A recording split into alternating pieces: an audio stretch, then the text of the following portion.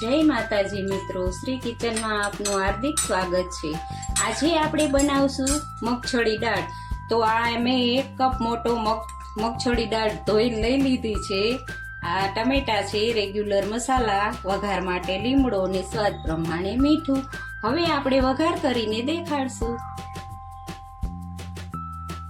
જો આ 3 પાવરા તેલ લઈ લીધું છે। હવે એનો વઘાર કરશું। પેલા તો અડધી ચમચી રાઈ નાખવાની, ગેસ ધીમો કરી દેવાનો, અડધી ચમચી જીરું નાખવાનું, અડધી ચમચી હિંગ નાખવાની। આ મીઠા લીમડાના પાન છે ધોઈને લઈ લીધા છે, 4-5 નાખવાના, પછી ટમેટા નાખી દેવાના।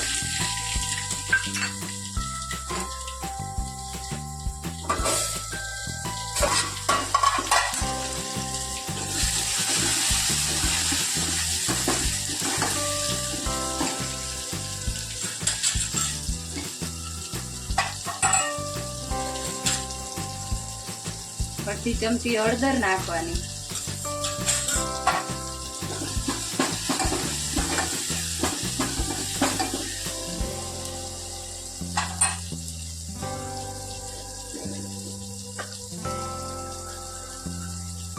સ્વાદ પ્રમાણે મીઠું નાખવાનું।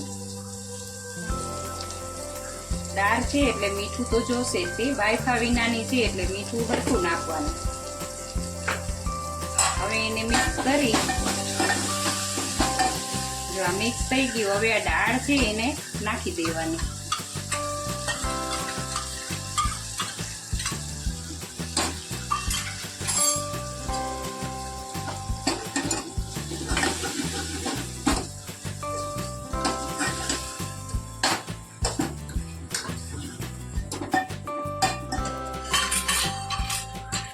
હવે આમાં પાણી નથી નાખવાનું, એટલે આને 10 મિનિટ સુધી આમને આમ વરાળે ચડવા દેવાની છે, પછી મસાલા કરવાના છે। હવે આપણે જોઈ લેશું। તો જો દાળ સરસ થઈ ગઈ છે। દાળ રાતે પલાળી લીધી છે એટલે પાણીની તો કઈ જરૂર નથી।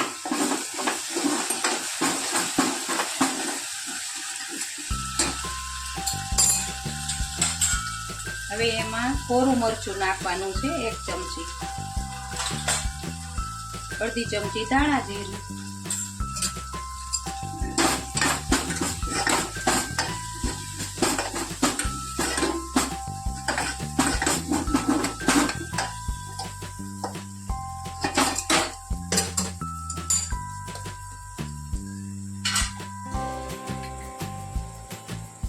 કોથમીર નાખી દેવાની, ગેસ બંધ કરી દેવાનો।